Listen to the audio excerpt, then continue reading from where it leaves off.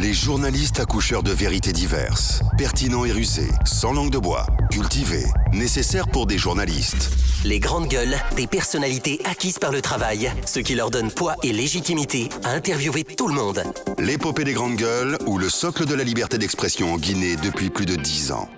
Et on nous signale, cette pollution donc de Fria est grave. Les autorités ont fait des études de terrain et ont conclu la gravité et la violence des engagements de la société. Allez, oui. Antoine, Jacques. Oui, je crois même que la pollution ne date pas d'aujourd'hui. En tout cas, ces problèmes ne datent pas d'aujourd'hui.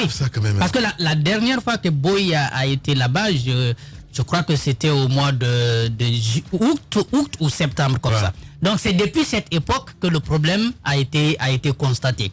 Ce qui se passe en réalité, d'après bien entendu les informations que j'ai pu lire sur Guinée News et qui sont sorties donc de cette rencontre que les sages, les autorités locales, mais également les jeunes de la localité ont eu, il s'agit d'un des fours de l'usine qui a donc lâché, donc qui est percé et qui laisse donc dégager cette poudre qui se propage au fur et à mesure, n'est-ce pas, dans la ville.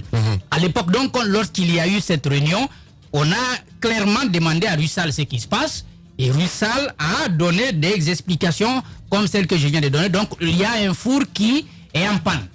Maintenant, on lui a demandé, puisque le four est en panne, donc ça laisse dégager la poudre d'alumine, il faut donc arrêter l'usine et puis trouver la solution au problème avant de recommencer. La réponse de Russal, c'est de dire nous allons continuer à travailler et en même temps continuer à trouver la solution, n'est-ce pas, au problème. Vous voyez comment on est en train de gérer la situation et au fur et à mesure qu'on passe des semaines, la situation devient de plus en plus grave. Les images que j'ai pu voir hier, en tout cas celles que vous m'avez envoyées, j'ai pu comprendre qu'il y a une sorte de brouillard sur la ville, sur la commune urbaine. Je me demande comment est-ce que les citoyens sont en train de vivre actuellement là-bas. Vous savez, je crois que le gouvernement n'est pas en train de prendre le problème au sérieux. J'ai bien aimé que ce soit cette fois, cette dame, le préfet donc, qu'on n'aime pas tellement dans la ville, qui a été à l'initiative de cette réunion, qui a bien planché sur la situation et qui a amené, n'est-ce pas, les sages à demander clairement à Russal ce qu'il voulait, notamment l'arrêt de l'usine en attendant que la solution soit trouvée. Mais aujourd'hui, on est dans une espèce de mépris total, c'est-à-dire on s'est dit que l'usine a été fermée, il y a eu des difficultés, il y a eu des morts, donc aujourd'hui on a redémarré, même s'il y a des problèmes, même s'il y a des problèmes, des risques pour la santé des populations donc de Fria, on dit bon, il faut continuer à travailler parce que si ça s'arrête, c'est pour les travailleurs. Je crois que les travailleurs, c'est un groupe. Ça ne fait pas, je crois, même le centième de la population de la commune urbaine. Donc les citoyens sont beaucoup plus importants. Ceux qui travaillent eux aussi ont leur... Mais ces travailleurs, ils habitent aussi Fria. Ces travailleurs la font vivre la ville. C'est là justement le point fragile. Le talon d'Achille de Fria. Oui, mais sinon aujourd'hui, il y a une solution. Mais si on fait le calcul comme ça, si on fait le calcul comme ça, je crois que ça va être assez compliqué. On sait très bien ce que représente cette usine pour la ville de Fria et peut-être même pour la Guinée.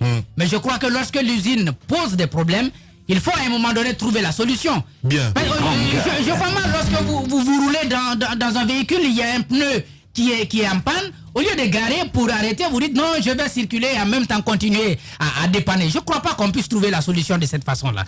Et je crois même l'usine, même si elle fonctionne bien, même si elle n'a aucune panne, elle a des problèmes pour la santé. En plus forte raison, avoir un problème comme celui-là, et surtout qu'il est identifié. Et je ne sais pas ce que fait le ministre de l'Industrie et le ministre de l'Environnement. Les deux quand même sont informés. Jusqu'ici, nous ne les entendons pas sur le sujet. Déjà, il y a des problèmes qui sont véritables. Il faut qu'à un moment donné, qu'ils se prononcent et qu'ils trouvent la solution qu'il faut pour éviter que la situation ne continue à s'aggraver. C'est bien dit, Antoine. On nous signale le laboratoire d'analyse du ministère de l'Environnement devait déposer donc un rapport au ministère des Mines cette semaine. On apprend qu'il y a des citoyens qui ont des problèmes respiratoires qui auraient commencé.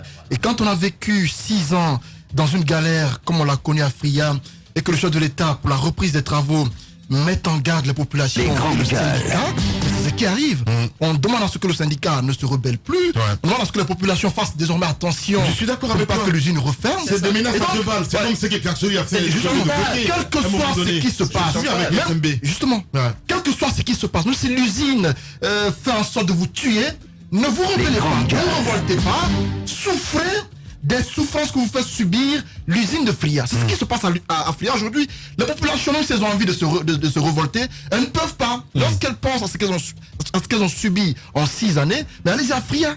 Il n'y a plus de vie à Fria, la mine. Malgré la rouverture de l'usine, il n'y a plus de vie. Quand vous y allez, voyez un peu les familles dans quel état elles se trouvent. Les pères de famille qui avant vivaient dans l'opulence, mais voyez comment ils sont devenus. Mais si au-delà de cette souffrance qu'ils ont endurée, on revient leur polluer l'air ou l'atmosphère, j'estime que ça c'est la faute de l'État qui a encouragé cela. L'État qui leur a dit acceptez que Rusal fasse de vous ce qu'elle veut. Que Rusal fasse de vous on appelle son outil et qu'il vous fasse subir ce qu'il veut. Et donc Alpha Condé, à mon avis, est à la base de ce qui se passe à Fria. Et si on a envie de sauver des vies de ce côté, il serait important de prendre des dispositions, comme l'ont dit les autres, de fermer les unes pour une période bien donnée, déterminée, afin que la panne, telle que constatée, soit non seulement réparée, pour que la vie reprenne de plus belle de ce côté-là, parce que ça y va de la vie des populations, et c'est une question de vie humaine qui est en jeu. Surtout. Allez-y. Non, mais je pense qu'on a dépassé le stade de l'alerte info. C'est une sorte de SOS carrément aujourd'hui, une sorte de SOS pour une ville qui est en train de se mourir. Parce que Fria, et les autres ont appelé, c'était quand même une ville à la gueule cassée à cause de tout ce qu'on a vécu depuis 2011 suite à la fermeture de l'usine. Aujourd'hui, elle peut se retrouver complètement à l'article de la mort.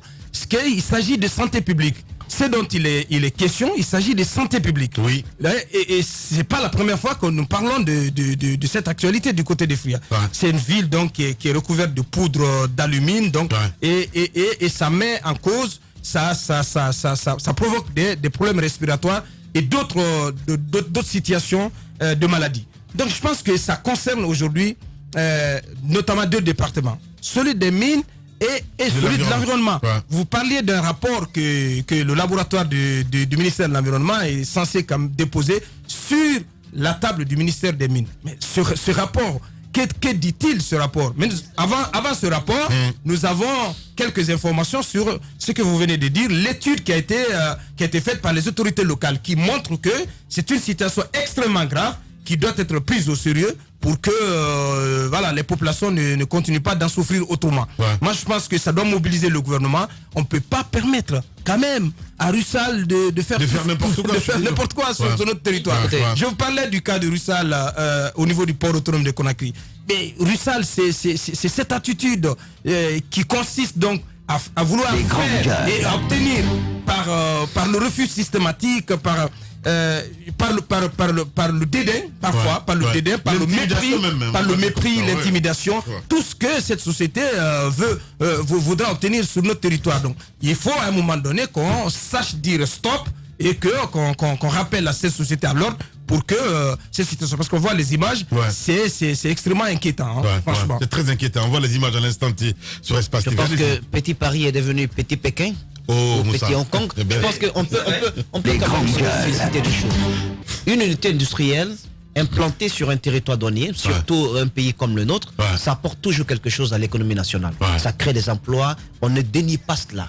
Mais on dit que c'est l'humain qui est au centre de tout développement. Il faut mettre l'accent sur la santé des populations. La preuve, vous savez, il y a eu l'alerte parce que la pollution est à l'extérieur maintenant. Je me pose des questions sur les conditions de travail à l'interne. C'est la question que je me pose. Ce qui signifie que dans notre pays, au sein des unités industrielles, il n'y a pas d'inspection. S'il y avait une inspection, il y aurait eu une alerte. S'il y avait eu une alerte, on aurait pris des mesures d'anticipation pour éviter que cette pollution soit extérieure. Mais on attend que la pollution soit visible à l'œil nu pour que l'on se rende compte qu'il y a un problème. Il y a danger. Alors, qu'est-ce qui se passe pour les travailleurs à l'intérieur? Moi, je fais juste un constat.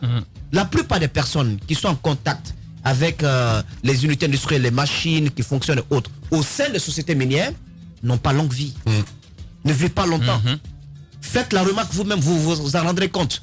Pas parce que les différentes unités tuent systématiquement les travailleurs, non, mais parce que on ne prend pas les mêmes mesures qu'on aurait prises s'il s'agissait de la même usine implantée en Russie, implantée à Paris, implantée à Washington.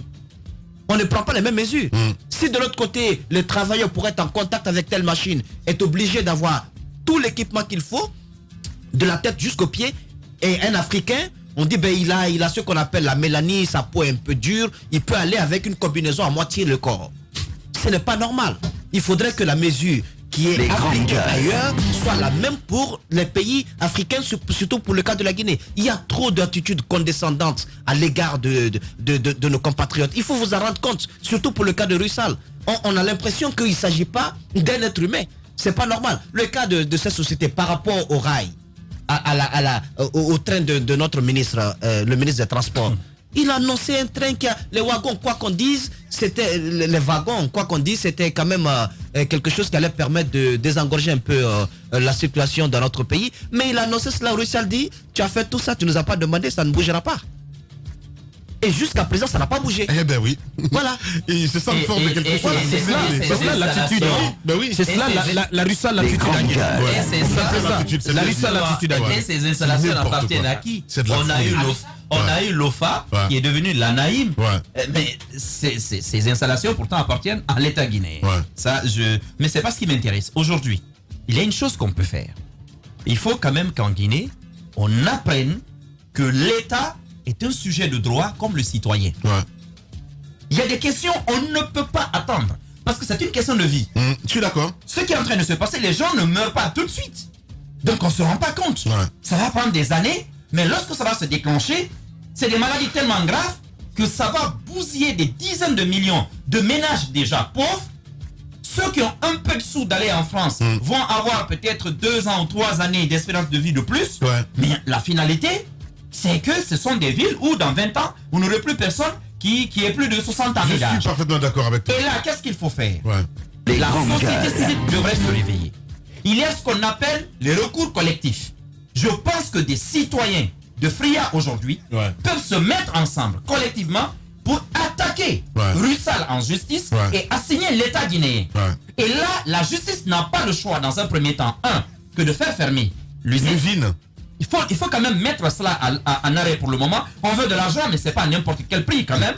Secondo, si le gouvernement fait pression sur la justice guinéenne, parce que souvent ils se défaussent sur ce type de questions, mais vous attaquez l'État guinéen devant les tribunaux sous-régionaux, parce qu'il ne faut pas l'oublier, on a quand même des conventions au niveau de l'Afrique de l'Ouest qui rendent l'ensemble des 15 pays membres de la CEDEAO responsables du non-respect de la législation à l'intérieur d'un pays. Donc quand vous portez plainte aujourd'hui contre l'État guinéen à la CEDEAO, vous assignez aussi les 15 autres États pour dire il y a un État voyou qui ne respecte pas les droits de ses propres citoyens, donc il vous est désormais à charge de faire appliquer la loi guinéenne sur le territoire guinéen. Et puis on va voir dans un pays où le chauvinisme est magnifié tous les jours, où on parle de patriotisme, est-ce que ça nous plairait que les tribunaux internationaux condamnent sans cesse notre gouvernement? Mais il faut des recours collectifs. Il faut attaquer l'État, il faut assigner Russell devant aujourd'hui les tribunaux. C'est tout simplement ce qu'il faut faire. Oui, Mohamed Mara. Je crois c'est la même chose qui se passe du côté de Sigri, parce que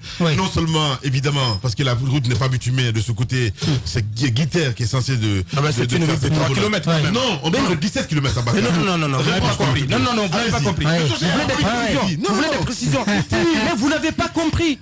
Ces 17 km qui sont censés être faits à Sigiri, 14 ont déjà été faits, Lamine. Je vais terminer avec... Je vais terminer avec Russell parce que on parlait tout à l'heure des rails. Je pense que partout où Russell évolue, partout où les compagnies minières évoluent... 3 km. Partout où les... C'est là où il y avait le gouvernement fondé là. Il a pris l'année dernière et puis tout est parti. Partout où les compagnies minières évoluent, j'ai comme l'impression que l'État a beaucoup plus envie. Et c'est même le cas. L'État défend le plus souvent l'employeur que l'employé. Ça, c'est d'abord la remarque qu'on peut faire. C'est ce qui s'est passé justement du côté de Bokeh depuis qu'on a fait emprisonner notre ami Mara là, quand il était en train de préparer une grève de ce côté. On l'a poursuivi, on l'a enlevé plutôt du côté de Bokeh. Il est beaucoup plus silencieux maintenant. Je crois que c'était une correction qui lui a été infligée, donc, et il a fait la prison ici. Et depuis lors, le président a dit pas de pagaille à Bokeh, donc pas de pagaille. Il n'y a plus d'observation, personne ne sait dans quelles conditions les travailleurs évoluent là-bas, dans quelles conditions les populations même impactées par les activités minières évoluent. Il n'y a pas de contrôle. Ce qui intéresse l'État, c'est... Oui, beaucoup de dons. On fait beaucoup de dons. Oui, ce que nous voyons là, le savon justement pour se laver. Des équipements sportifs, assez de non, je crois pas. Je crois pas que c'est. Je crois pas que ce soit assez suffisant. En tout cas, il n'y a pas de politique de résilience même pour permettre à ce que les gens exercent des activités qui existaient là avant que l'exploitation minière, n'est-ce pas, ne commence. Aujourd'hui donc, Rusal. Ce qui se passe avec Rusal risque de se passer à l'avenir avec Al Bayrak, parce que on lui a donné le port dans les conditions qu'on connaît, et Al Bayrak a le droit de vie et peut-être de respiration aussi sur les travailleurs du port autonome de Conakry. Un jour, on va se réveiller avec les mêmes problèmes. Ce régime peut-être ne sera plus là, mais nous allons avoir les mêmes difficultés. Et on sait que pour le redémarrage de l'usine, on a fait dans le chantage, on a parlé de Djanjan. Vous voulez qu'on revienne là-bas, il faut qu'on obtienne d'abord une autre concession de l'autre côté. Je crois que notre État est quand même un peu faible dans ce domaine-là. Ce qui l'intéresse beaucoup plus, c'est avoir beaucoup plus l'argent, mais il n'y a pas un regard assez bien sur la situation, n'est-ce pas, de la population. Bien, allez-y Antoine. Puisque vous parlez de route, j'ai envie qu'on insiste là-dessus. Certes, à Séguéré, on parle de 3 ou 17 km à l'instant bitumé. Dans tous les cas, les grands entre 3 et 17 km, les cas les grands, donnez-nous les vrais. Je crois que c'est 17 km. Dans l'un ou dans l'autre cas, on parle de guitare, on parle de qualité du travail. Mara a parlé de fond de terre qu'on aurait mis sur la route, qui aurait été dégagé par l'eau de pluie. Donc, tout le temps, on accuse la qualité du travail. Ouais. Mais de l'autre côté, on a vu Naïté tout de même sillonner quelques villes à l'intérieur du pays, notamment le tronçon Koya d'Abola. On a vu ces dégagements effectués au niveau des montagnes où les Chinois ils sont à fond. Mais je constate que par endroits, les travaux sont intenses, mais à d'autres endroits, il n'y a pas de travaux du tout. Je prends le cas de Gekedou entre... qu'on appelle le tronçon Kondebadou et Massanta. Il n'y a pas de travaux de ce côté. Je ne comprends pas pourquoi ces 2 poids 2 mesures, puisque la plupart des travaux ont été lancés au même moment, pourquoi est-ce que par endroit on constate qu'il y a déjà les bitumes qui ont commencé, et de l'autre, mais on ne se bouge pas du tout. Je constate qu'à Gekedou, notamment à Kondebadou, il n'y a rien n'est fait de ce côté. On nous parle de l'installation. On nous parle de l'installation des entreprises. Qui comprennent ça, à qui on a confié le tronçon entre Kissidougou et Gekedou, les 12 km ou 18, mais ne se bouge pas du tout. Et le centre-ville. Et la Chine, qui a le tronçon des 35 kg, on nous apprend qu'il est en train de s'installer. Depuis combien de mois l'entreprise s'installe et qu'il n'y a même pas de travaux de dégagement effectués sur le terrain. Et la plupart des transporteurs se plaignent. Et ceux que les marchandises, parfois, ont du mal à les écouler sur Conakry parce que la route est très mauvaise. 35 km, depuis des dizaines d'années, on a du mal à les refaire, mais je ne sais pas pourquoi est-ce qu'on prend autant de temps pour y travailler. J'estime que tout simplement on a du dédain pour cette partie du pays, notamment à Gekedou. Voilà. C'est le constat que je fais. Bon. Gekedou est la ville où... Gekedou est la ville oubliée. Attendez, Gekedou est la ville oubliée. C'est la ville abandonnée. C'est son opinion. Non, mais écoutez, aujourd'hui tu ne peux même pas aller à Forécaria chez le Premier ministre. Oui, à Forécaria. Gekedou, c'est différent. Gekedou, vous avez été à Forécaria. Votre voiture n'a pas été avalée par un... Si. Alors, Gekedou a connu la guerre, la mine. Gekedou a connu beaucoup d'atrocités. À mon avis, ce régime avait la volonté de faire en sorte que Guékédou change un peu, ou la Guinée change, on aurait mis l'accent sur Guékédou, parce que c'est une ville qui a tracé des situations que la plupart des Guinéens n'ont pas connues. On aurait dû faire face à leurs problèmes. Allez-y. Je constate que le gouvernement a oublié cette partie de la Guinée. On a du mal à se la suffisamment dit. Je le rappelle. Non, je vu quand même la route de Forêt-Carrière. C'est une bombe qui est tombée sur l'arbre. Je crois que. Non, je crois que Guékédou, quoi qu'on dise. Je peux comprendre que quoi qu'on dise. Non, du tout, là, mais pas du tout. Non, ce n'est pas du tout. C'est pas des journalistes. Mais non, sauf ça. Non, Antoine, c'est pas Antoine, il mélange tout, quoi. Il prend les serviettes pour les torchons. Je pense que Guékédou n'est pas une situation. Mais c'est pas une situation pire que celle des autres. Mais il y a ces préfectures où vous n'avez même pas de pistes. Mais aujourd'hui, moi je crois qu'il y a des Mali. Que diront les populations, les ressortissants de Mali, Bérin ou d'autres localités de Touquet par exemple. Ou de Télémélé. C'est la folie. Mais Télémélé, c'est à côté. Forêt-Carrière, c'est le premier ministre. Forêt-Carrière qui a produit 3 premiers ministres à la Guinée sous Alpha Condé. Mais vous n'avez pas la possibilité d'y aller. On dirait une malédiction. Mais comment dire alors que Guékédou est l'une des préfectures les plus dures. Moi j'ai visité Forêt-Carrière, mais c'est rien pratiquement. Parce que même Farmoria, parce que Farmoria que j'ai visité, Farmoria a un meilleur visage que Forêt-Carrière Centre. Pamela pour un meilleur visage, c'est pas possible. Donc j'ai dit, pour revenir au cas de Sigri, parce que c'est important de donner la bonne information à nos auditeurs. Ça c'est à vérifier. Ce que j'ai dit, ce sont des faits, c'est à vérifier. Bien. Et en fait, il y a eu 17 km octroyés à la ville de Sigri. Et c'est un nombre de kilomètres à Cancan aussi. Les travaux ont certes pris du temps. Parce que ce qui est en cause, c'est le retard pris dans l'achèvement des travaux. Parce que on est depuis 2015. Oui, mais bien entendu. Voilà, bien entendu. Soros, je suis entièrement. C'est pourquoi je parle de retard, d'énormes retards pris dans l'achèvement des travaux. Et pendant ce temps, il y a la pollution. Je vais quand même. Il faut quand même préciser que ces travaux sont effectués. L'État aussi ne paye pas. J'arrive à ça. Les travaux sont effectués sur préfinancement, sur préfinancement des entreprises. C'est le cas. C'est ce que Guiter fait également sur la route Cancan-Mandiana.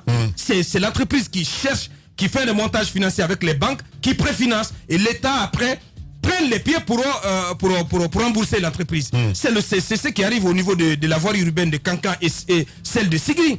Donc il reste que 3 km à faire. Les 3 km concernent une zone donc dans le centre-ville de Sigri. Ce sont les jeunes de ce quartier Fodé Kéter, qui se sont révoltés, donc qui ont posé des barricades à l'entrée du centre-ville de Sigri. Donc l'entreprise a donné des explications sur le fait qu'elle a du mal à rentrer dans ses bourgs en termes de